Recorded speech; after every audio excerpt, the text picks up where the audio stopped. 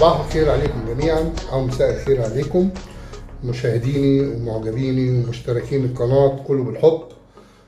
النهارده هنعمل معاكم حاجة جميلة، حاجة شتوية الكل بيحبها، الكل مفتقدها، بالذات احنا هنا في الغربة السويد، يعني احنا بعيد عن الحاجات اللي هي الشرقية قوي او التراثات المصرية يعني او المعتقات المصرية القديمة، الحاجة الحلوة اللي احنا بنفتقدها. النهارده هنعمل مفتقة وهنعملها بالمكونات الأساسية بتاعتها، يعني دي خلاصة اللي أنا أعرفه عن المفتقة. طبعا هي مكوناتها تبقى طبعا أساسها الحلبة والمغات، دي أساسها يعني، لأن هو حتى بيقول لك دي الحلبة المعقودة يعني. فاحنا النهارده هنعمل معانا 2 كيلو من العسل الأسود، أوريه لكم برضه.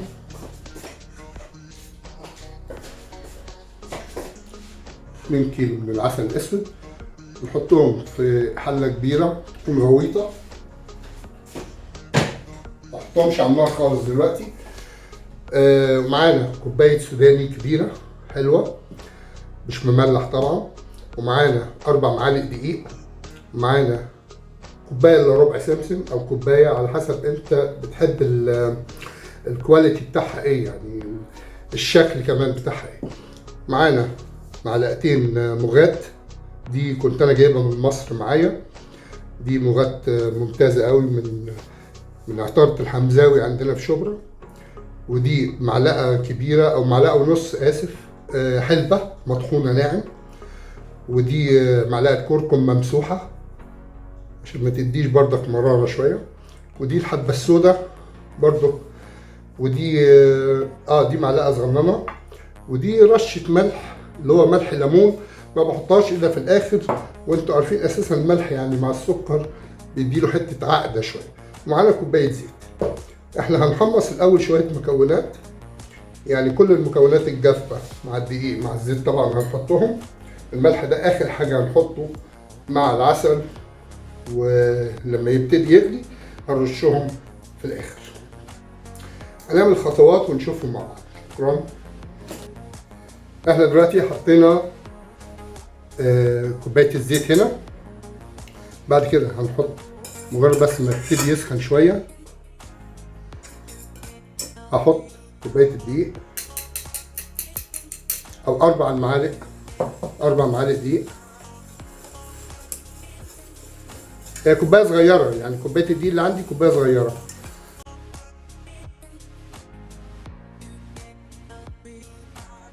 الزيت ابتدى يغلي معايا. خلي بالكم انا نسيت اقول حاجة، في بيبقى فصين 3 كده مستكة، مش عارف شايفينها ولا لا، نسيت اقول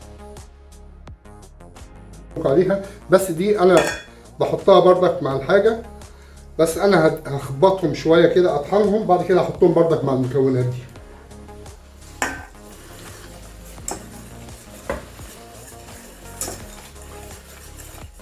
انا هنزل دلوقتي بالتوابل بتاعتي.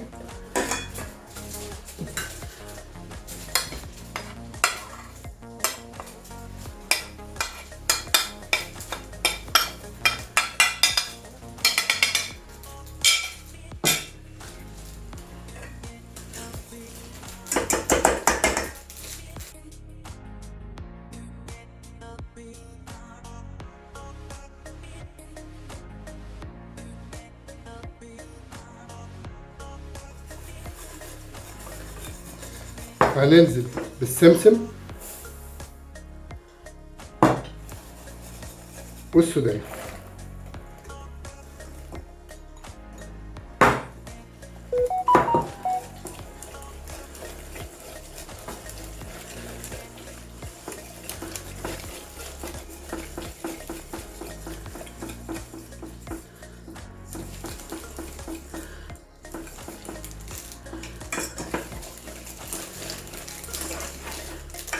بصوا الشغل،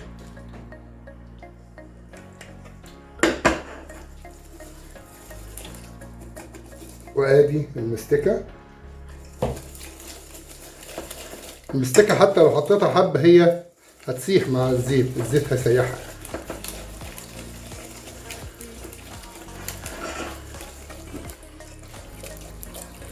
ريحة الحلبة رهيبة.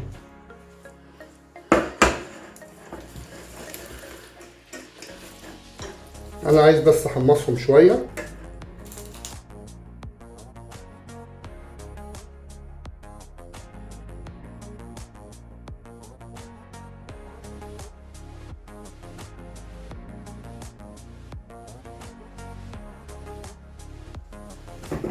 وهنزل بالمكونات اللي احنا عملناها بالراحة.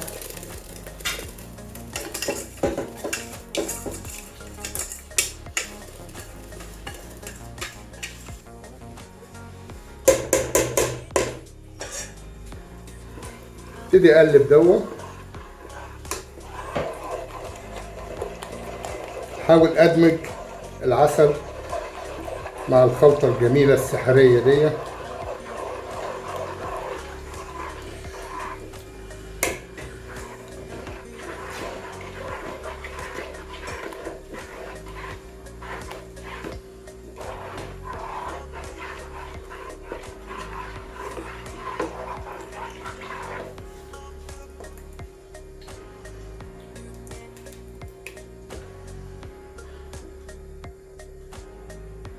شايفين يا جماعه الشغل؟ صدقوني بسيطه قوي، ما فيهاش اي حركات ولا تكات ولا بتنجان ولا اي حاجه. العمليه بسيطه بسيطه بسيطه بسيطه، كله بالحب. هتعمل احلى مفتقه وتاكلها بالحب.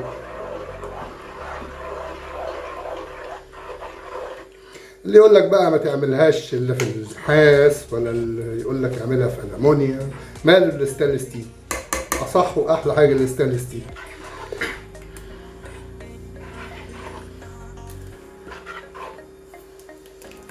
كده كده العسل لما بينزل على النار بيحل القوام بتاعه اللي هو متماسك، وبعد كده لما بيبرد بيرجع تاني لحالته الطبيعيه، متماسك متكامل، فوائده بتزيد لان زدنا له شويه مواد حلوين، شويه شغل عالي عليه، نهدي النار عليه شويه.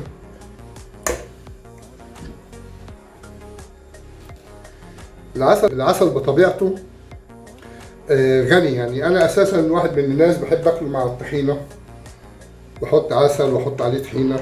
طبعا الشعب المصري كله بيعمل الحركه دي مش انا بس.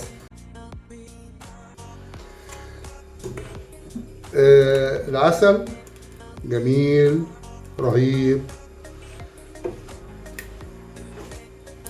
يا جماعه. انا مش عارف، انا بفكر اغطس جوه الحله دي دلوقتي، بس هي خلي بالكم يعني دي هي على قد ما ليها فوائد على قد برضك ما ليها مصايب. دي اللي بياكلها يعني اعتقد يكون نحيف المفروض، لان دي اكله دسمه جدا جدا. دي انا افتكر زمان يعني على ذكرياتي كده، كنت اروح عند ستي، كنت احب تعمل لي المفتقه دي في عيش بلدي، سندوتش في عيش بلدي. فكان ما عندكمش فكره عن مدى الاشتياق للسندوتش دوت. دلوقتي انا مش عارف.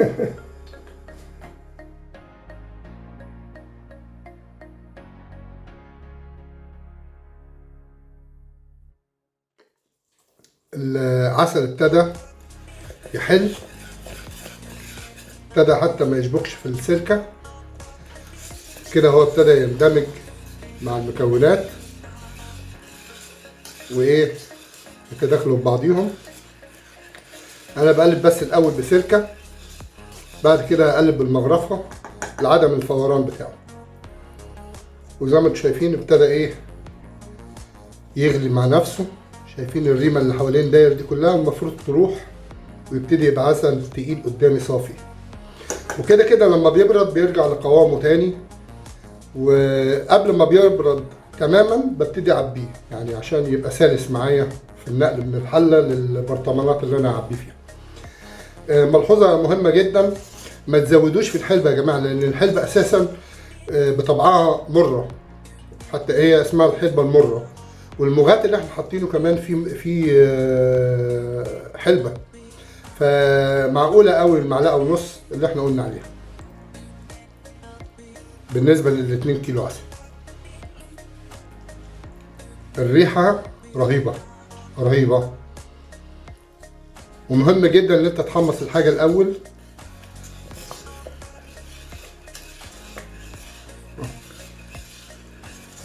ابتدى كده يغلي معايا،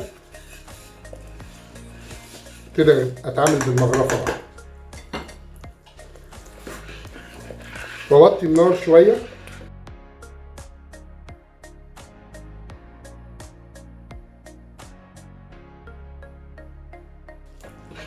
كل ما يغلي كل ما يبتدي يتقل كمان شوية، بيبقى احلى. وحذار يا جماعة، خلي بالكم لان العسل لما بيسخن بيبقى درجة حرارته عالية جدا، فخلي بالكم انتوا بتعملوه تكونوا امنين شوية.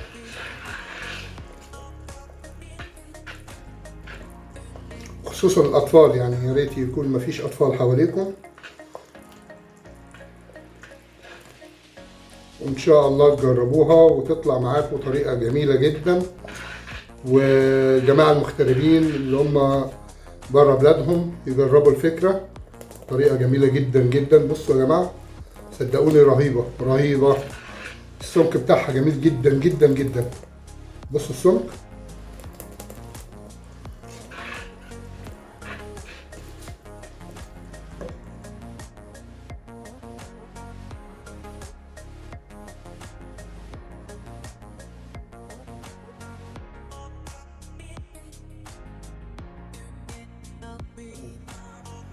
كده يا جماعة المفتقة تعتبر خلصت.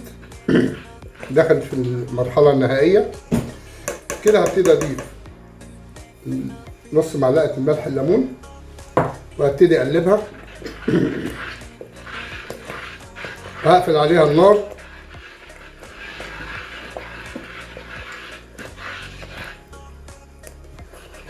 الله.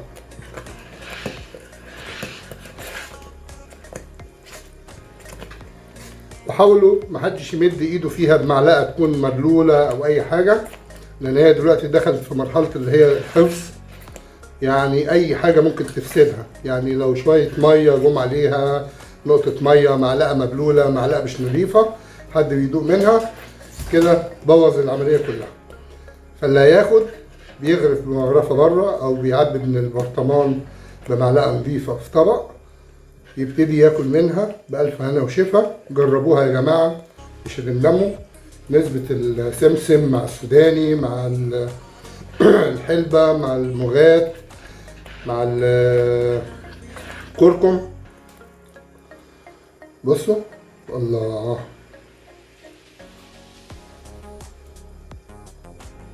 وبألف هنا وشفا. انا هعبيها وبعد ما تنشف خالص هوريكم تقولها، لان هي المفروض هتتقل عن كده. يعني هي كده تقيله لكن المفروض بعد ما تبرد هتشوفوها السمكه بتاعتها بقت تقيله. ورجعت لكم مشاهديني الاعزاء الغاليين عليا، مشتركين قناه قلوب الحب. بعد ما خلصت والعسل او المفتقه ابتدت تهدى شويه، وقبل ما تدخل يعني اللي هي تبرد خالص، لا هي لسه سخنه دافيه. عايز اوريكم بس مدى القوام بتاعها. دول يا جماعه 2 كيلو عسل مع السوداني طبعا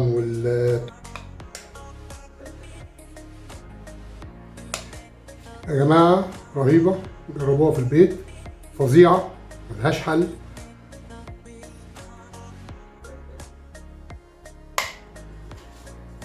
فظيعه فظيعه. ده الدبس التمر اللي انا جبته اساسا عملته، معرفش طالع معاكم. دبس التمر ده البرطمان. بص مدى السمك بتاعه، يعني انا مميله كده.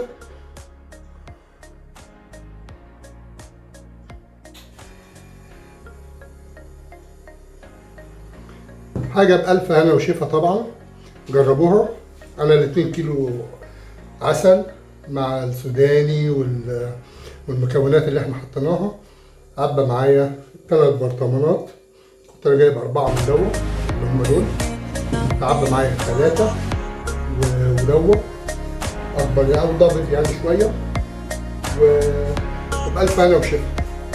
بس بعد ما يبرد تماما هبتدي اغطيهم بالغطيان بتاعتهم،